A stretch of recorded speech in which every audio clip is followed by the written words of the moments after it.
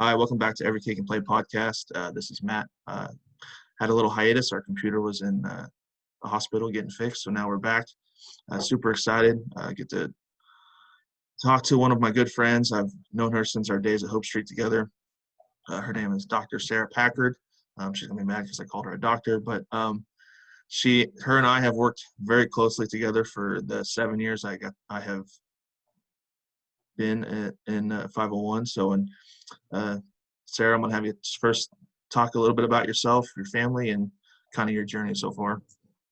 All right. I have been an occupational therapist for 15 years, almost 16 come December. I went to school at Creighton University in Omaha, Nebraska, and I worked my first 3 years in small towns in Nebraska, working with a birth to 21 population. So always in the school systems, but I also got to work with some really littles in their homes. And then I got some extra experience working in our pediatric clinics. Just the company I worked for, we had 2 pediatric clinics. And so I got to see kids outpatient as well. And that was pretty neat experience. And I got to learn from some good specialists with different things that they did with sensory and interactive metronome and craniofacial things. So it's kind of a neat experience. And then I met my husband and we lived in Western Kansas, and I worked out there for 4 years. I traveled all around the school systems and also did the birth to 3 there, but I worked in like 7 different schools and would drive an hour one way to some of them. So it was all over the place, but I really loved it. And I worked with a couple of great paras and codas that helped provide my kids services. And then 9 years ago, we came to Topeka, and I've been with 501 ever since. And I also do some consulting, supervising, working in 2 other local districts with the USD 437 and Kaw Valley. So I'm pretty busy with all of that, but it's good. Yeah. Super busy, and 4 kids. Yep. So I have 4 kids. They're 12, almost 12, 10, 7, and 4. My husband's a basketball coach, so basketball season's pretty busy in our family. But the kids are a good balance, and they give me a nice way to see like what kids are going through, and I get to share and use a lot of their toys and different things. And then I trial a lot of stuff on them at home too. I just ordered these like new cards to use for school, and they're like, "Oh, can we open these Superman cards?" Sure, why not? They're gonna be put into my repertoire at school, but they can trial them out first. So it's good. Awesome. So my first question is, why did you decide you want to become an occupational therapist? Like, what made you decide to go down that path? So I really thought I wanted to be a doctor, pediatrician. I always loved kids, and I refused to be a teacher because that's like my dad was a teacher, and then superintendent. My great grandma was a teacher. My aunt, like, just kind of the list went on. And I got through my first year of undergrad. I was in a program, was an alternate to be able to go into med school, like through this program out at Chadron State in Nebraska. And I decided it was way too much work, way too much schooling. I didn't really want to work that long to be a doctor. So I started looking at other things that I could do where I could work with kids. Knew I didn't want to be a nurse. And I just did some shadowing, and the first OT that responded back to me happened to be the school-based OT. And so I spent my time with her, and I just really loved it, loved being around the kids. And then I went home that summer, and my mom had run an in-home daycare for most of my life, but we had this little girl, her name is Jordy. She has Down syndrome, and now she's like 24. She's old. And she works at like the Buckle and a restaurant, and she has like had all these amazing experiences. But I used to watch them come in, her speech path and her OT, and work with her in our home, and I loved it. And I was like, oh, how cool, because it was her summer experiences that they were doing, and just the neat things that they brought in. So it kind of sold me on it. And then once I got into OT school, just realizing that like essentially I could do anything, like change my career numerous times and still be an OT, just really sold it. And so I loved it. Just there was so many neat things about it, and I finished up my degree at Creighton, and here I am. Awesome. It seems most people that the kid or a teacher was what kind of drove them down their path, for sure. Oh yeah, definitely. And I would say like too, like when I did my rotation, so as in OT school, I did a rotation for I had to do mental health. I worked at on the reservation and did outpatient. I worked went in and did time with an after school program at a homeless shelter. I did a mental health rotation and a phys rehab one, where I did a locked unit for brain injuries. And then my last one was pediatrics. So I never did the school systems as a actual rotation. And I was like, I don't really think I want to do that, because then I was being too close to what my dad and everybody else did.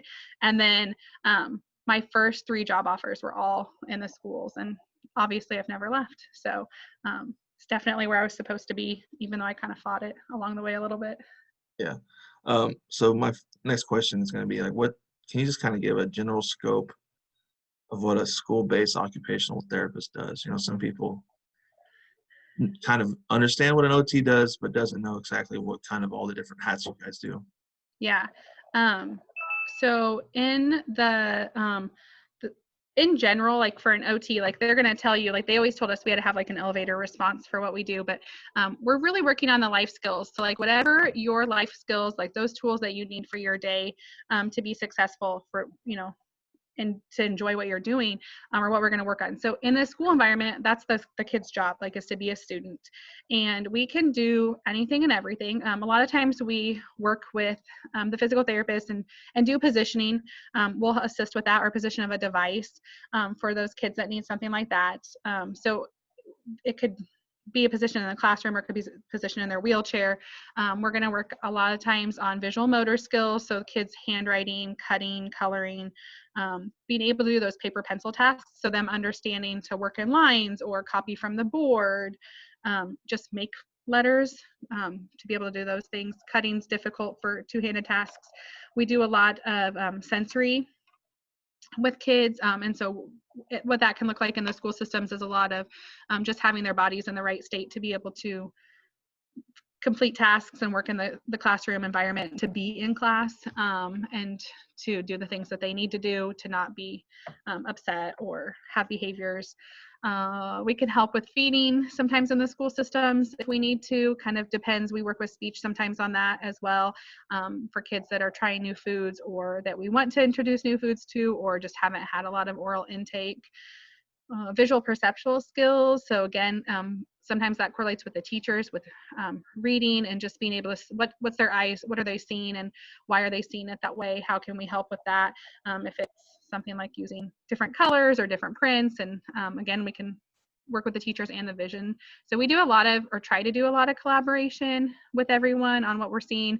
And then if we need to, because we do check a lot of things, then we can kind of consult with you guys, if it's you and APE, or if it's PT, or if it's vision, to help the kids the best way we can.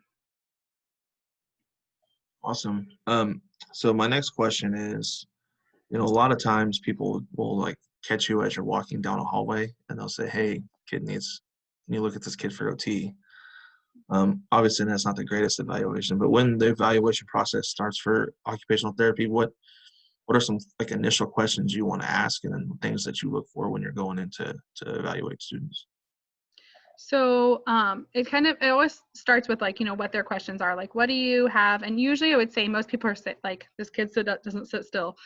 Can you help us, rein him in so he can participate in the classroom environment, or handwriting are probably the 2 top things that I get the hallway questions, grab me as I go, things. And so I usually start with I have a quick worksheet that I ask people to fill out so they can tell me what's your biggest concerns and why are those your concerns? And then I always just try to go in and observe the kid. And when I'm observing, I'm looking for their attention to detail. What are they doing? Are they attending to the teacher? Or are they attending to the speck on the floor in front of them, or their peers, or the hallway, whatever it might be? How they position themselves, how are they seated, whether it's on the floor or if it's in their chairs. I'm looking at their hand use, how they use things. Do they cross midline? So I'm observing for a lot of those things. And then their interactions with what they're supposed to do. Can they understand it? Do they need more support? How much support are they needing? And then if it's a visual motor, fine motor thing, just looking at their success with those activities, both on their own and with support. Because usually if they're asking me to come in, they've already tried some things with them, and then they're going to come over. The teachers or a para or whoever's in the classroom usually is coming over and trying to help with the kid at that time. And when we're doing those evaluations, I also try to get input from the parents if we can, just to have some more information on what they see at home and if those things are similar or different. Because I know you know, but some kids hold it together like all day at school and they're doing all these great things, and we see it like in one or two parts of their day where we're like, oh, he falls apart when he has to do writing. But then when they get home, like 14 other things make them fall apart. And so trying to figure out with the whole team, like, why is that happening for this kid? What's going on? So we do a lot of observation and just talking, because we have standardized tests and there's multitude of them out there, but a lot of them just don't really encompass the full picture of the kid. So we can use them, and we will for evaluations, to give us that baseline of information, but there's so much more that we can gather from just going in and observing the kid and consulting with their teacher, their parent, whoever's around them the most, to give us more information. Awesome. Yeah, for sure. My next question is, you dinged me on this a couple days ago, but Hey. it's okay. Can you talk about just the difference between having a sensory break and just a break? Because some people say Yeah. the kid needs to go to have a sensory break when they just need, what do you call it, a life break or something like that. So Mhm. Yeah, so I talk about this a lot because, being in the schools and working with our students with special needs, that like sensory, is like been the catchphrase probably for, I don't know, at least the last, like, I would say, like, I don't know, maybe since I've been here, 5 to 8 years. Like, a lot of people, oh, I bought all this sensory equipment. Oh, I bought this new sensory seating. And I'm like, oh, talk to me before you buy all this stuff, because some things I know a lot about and some things I don't, but I've read about or I've looked up stuff, and like, we need to know the purpose for it. And so there are a lot of kids, myself included, you included, Matt, like, they're like, I need a break. Like, give me 3 minutes or 5 minutes between my students, or between, I've had 6 students and now I need 5 minutes to like kind of gather myself, go get a drink, walk away from my room, and then come back and be ready for the next lineup of kids. And so kids need that too, because they are being bombarded at all times with information, and they're taking in all of these things. So they're like trying to pay attention to you at the board. They're trying to tune out their friends over here. They're trying to do these things. And typical kids, even like, that can do all those things, they still need that break. And so if we're going to give them a break and we're going to be like, here's your 4 options. You can go sit in the corner and play with Legos, or you can go, I don't know, sit in the beanbag chair and listen to music.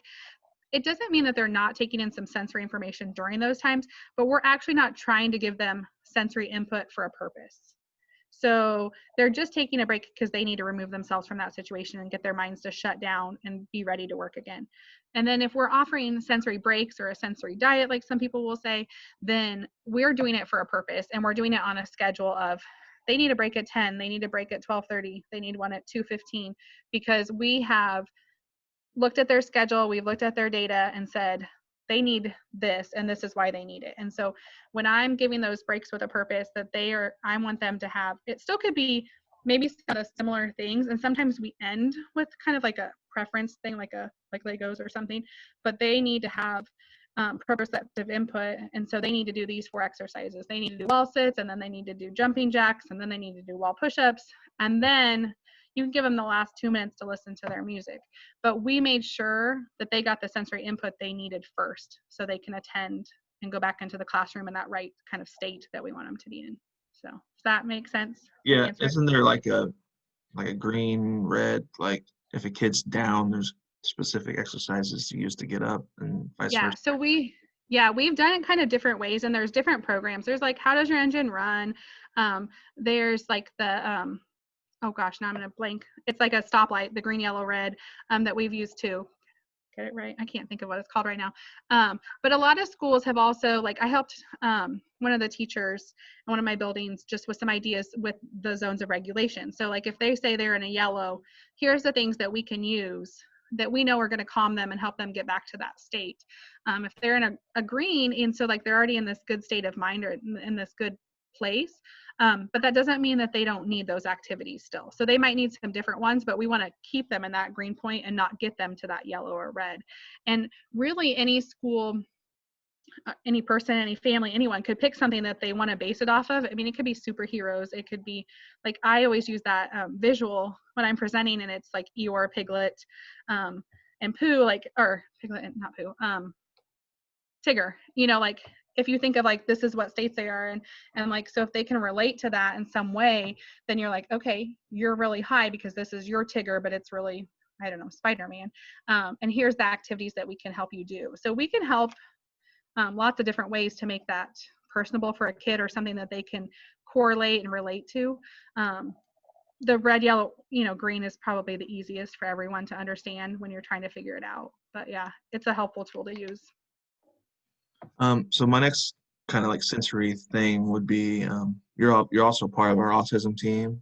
Mm-hmm. Can you kind of talk about what kids with autism might need sensory-wise differently than just maybe a typical kid? Is it kind of similar, or are there certain things that you want to put in place for kids with autism when you're doing sensory breaks and things like that? Yeah, so I would say, I mean, it's different than typical kids, and I mean, every kid's different, but I would say that my kids that maybe need more, that are on the spectrum, are usually those kids that just, they need input more often, and they need it lots of different ways, but they seek a lot more. So because they're just, what they can take in through their sensory systems, their brain's not filtering and putting it back together like we are. So like, you might not even notice something, and that's highly sensitive for them, especially our students on the spectrum. And so I feel like typically with them, we're trying to provide input in more ways, and we also have to often find ways to do it through us versus them. So like, those kids that maybe are just like bouncing off the walls and have lots of energy, and we know they could possibly be like an ADD kid, ADHD kid, and they need this input to help calm them, they're going to follow along with those exercises, where a lot of my kids that are on the spectrum can't understand why I'm saying, okay, it's time for you to go do wall sits. Like, they're not going to join in with me. And so for them, I'm going to try to use like, oh, when we're going for a walk, I'm going to put a weighted backpack on him, because it's going to give him that input. And we're walking all the way down to music, and we've just built that into his visual schedule. When we get to music, he can take his weighted backpack off. But I gave him that extra input that way, versus trying to get him to do exercises that he's not going to fully do correctly or not participate in to get that input. I would say that like, a lot of times my kids on the spectrum, they have difficulty. They mouth a lot of things, or they want to put a lot of things in their mouth and get input that way too. So we work on a lot of things that could be oral, that are appropriate if it's a chewy, or if it's trying to provide, like, we have a oral motor grocery list, and so using some of those foods, if the kids will eat them, that kind of give them that extra chew or crunch, so that they are getting input that way. I think that our kids on the spectrum, we think outside the box a lot more, because we just have to find ways to give them an increased amount of input, without them being the ones that are initiating it. And then my next one is our kids, obviously from Hope Street to JAG Academy, our kids with emotional disturbance.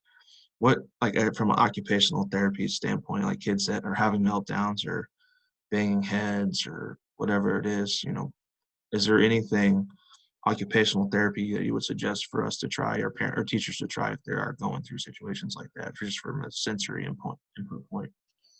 Yeah, a lot of the kids, I think that I just did a sensory presentation, or taped one the other day, and I talked about how there's so many things that, until you ask them those questions when they're like in a better state, if they can answer those questions for you, that maybe you didn't realize were a trigger for them. Because so many of our kids have experienced trauma that we know nothing about, and that maybe we won't ever know, those answers, or they're never going to share them with us. But if we can try to figure out, like, why is he doing this? And like, I had a little boy when I was in Western Kansas, and it was all about, he didn't like this man's voice, like his deep voice.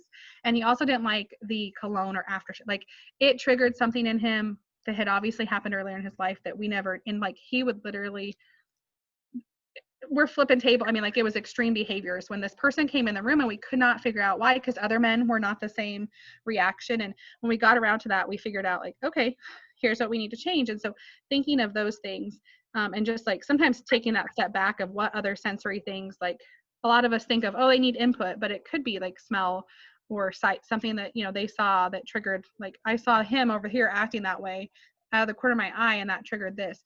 But primarily, like any kid's going to benefit from that proprioceptive input. And so like if they're banging their heads or they're seeking that, like it's to try to give them a safe way to get that input before they get to that point.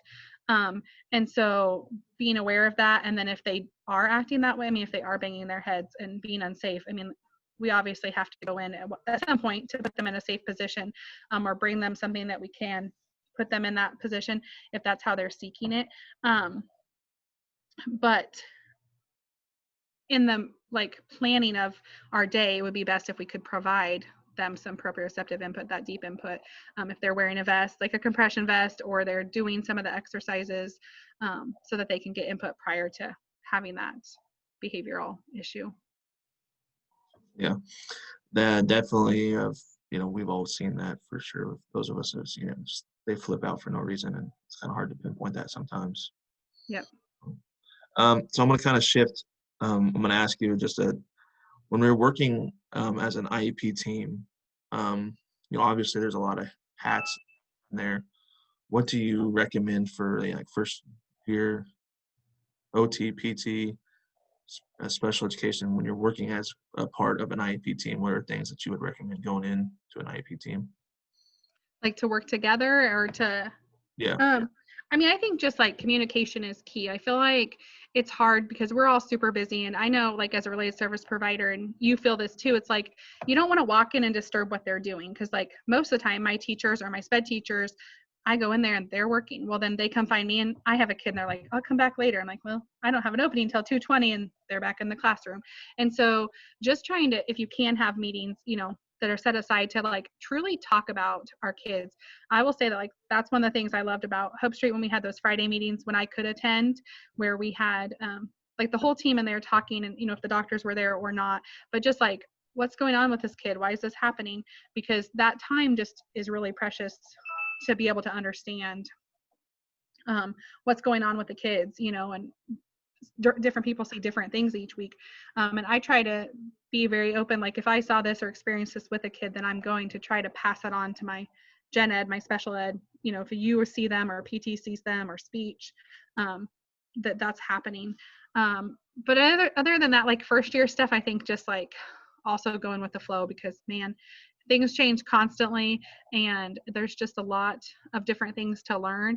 And when you're meeting your kids for the first time, like there's some kids that I possibly didn't do a lot of OT with for the first 9 weeks, 18 weeks, maybe the whole year. I mean, like, because I was working on a relationship with them, and now, then we can push those things and get to that. But like a lot of our kids, they have a lot of things going on. That's why they have OT or adaptive, I mean, they're not neurotypical in many ways because something's happened in their life, or they have a diagnosis or disorder that they've been given. And so you really have to work on that time to establish that relationship so you can spend time with them and then push them to learn those skills that you will hope to help them with in their lives.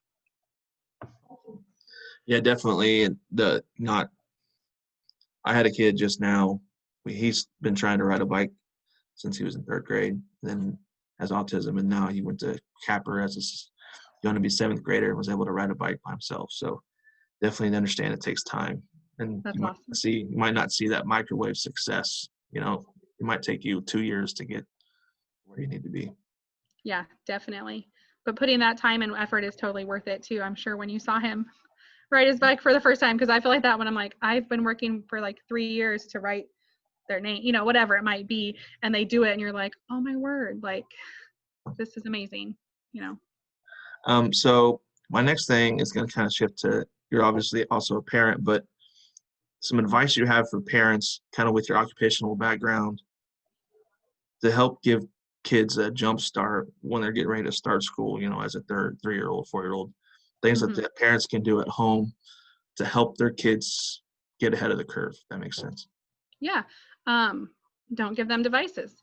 Like kids need to play. I'm not going to lie that like I'm a little bit scared about the possibility of so many of my students coming back to school and like not having used pen and paper for a long time, because we went those last 9 weeks, we were like, here, do all these things on the computer versus, putting it down on paper, or using their hands to cut. And so while like your 3 and 4, like your first little ones, introducing them to puzzles, just sitting with them and letting them color. It might only last 2 minutes, but like giving them that opportunity to explore those tools and use them is going to be a huge help for them. Like stringing beads, just picking up their things and playing with them. So anything that they can use, that they use both hands with, they connect with, to build and be creative, is going to be helpful to them. I'm not like, you don't have to get out the scissors. That's okay. At least till they're 4, if you don't want to. But like other things that they can just use their hands with are going to be great. And then being physical, being outside, swinging, working on the things that like APE and PT would do too. Like it's fun to practice, skipping and hopping and jumping and trying to give them that movement time throughout their day, because they need that to learn to be able to do those fine motor things later. So like we often, one of the questions we'll ask about kids is like, did they crawl? Because it impacts so many things. And you'll see that in reading and writing, which I know people probably think that sounds slightly crazy, but it's because they didn't get that shoulder stability. And then that's going to go down into what they're doing with their hands and how their eyes work when they crawl. And so just getting your kids active and moving are super important. And I mean, I feel like, so I have a 4-year-old, just turned 4-year-old.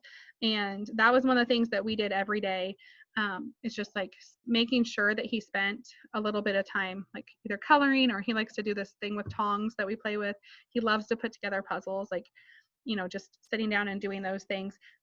Technology time's not bad, and they can learn a lot from it and they can do things, but they still need to have those tools in their hands to learn that dexterity and to build up the strength.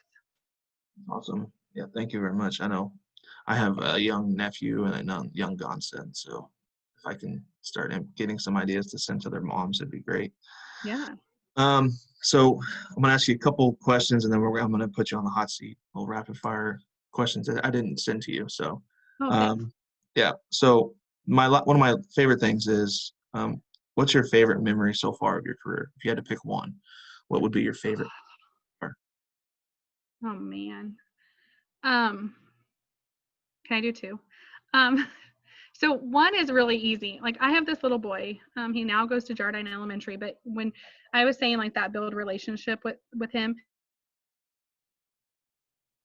of problems with attachment, and like literally we would have to bring a peer with us to our sessions, or I'd have to work right outside of his classroom. And I mean, it was very hard, like for a full year, I would say. And then in first grade, we started to like, okay, let's push he couldn't, his skills like as a first grader were probably on par to like a 4-year-old, so we're pretty delayed, and would shut down when he was asked or tried to encourage to do those things in the classroom.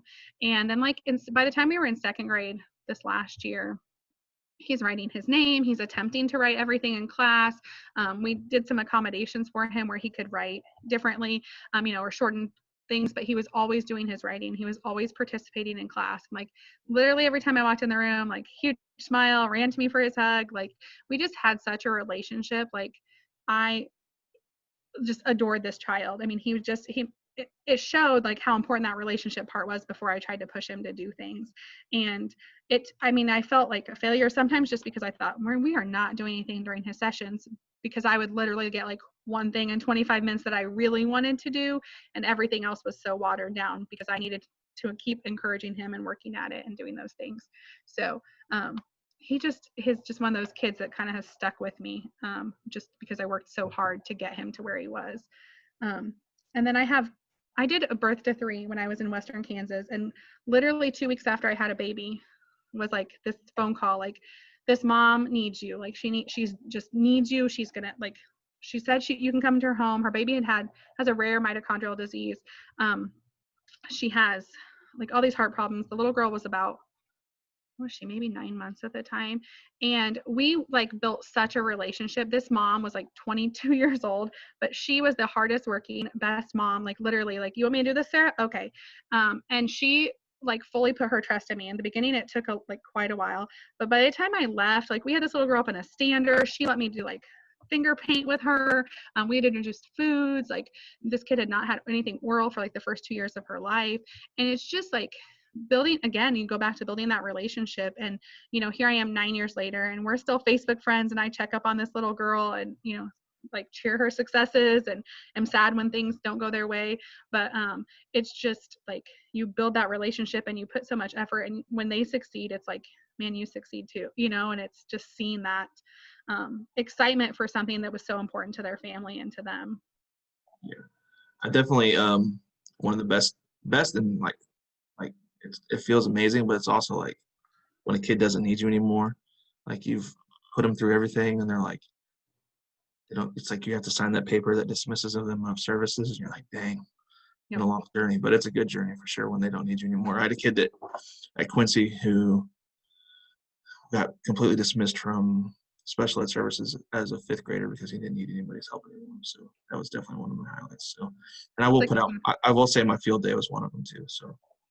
Yeah, because it's, and one of the things that I always tell everybody when we're talking about field day is like, that's kind of, for me, like I have a little boy similar, like I evaled him in preschool and kept him through 5th grade. And we like literally had a party when he was done. But when I look at when they get to come back at field day, and like I haven't had them for 2 years, but I still see them and like loving life and participating in those things, it's so cool. Probably one of my favorite things about field day is seeing those kids that are not, either they're not on my case anymore because they've moved on or we've dismissed them from OT. And so it's fun to see them in that environment too, and just be like, oh, remember when so-and-so, did this or whatever. But it's awesome. All right. Are you ready? Here's Sure. rapid fire questions. Oh, Lord. Okay. You don't have a lot of free time, but when you do have free time, what do you like to do? I like to do home projects. Like I like to do crafty things. During the summer, I love to go to the lake because my parents live on the water and we spend a lot of time up there. So. Nice. If you could eat only one food the rest of your life, what would it be? Can it be a category, like Mexican food? Sure. Mexican. I could eat Mexican every day. Nice.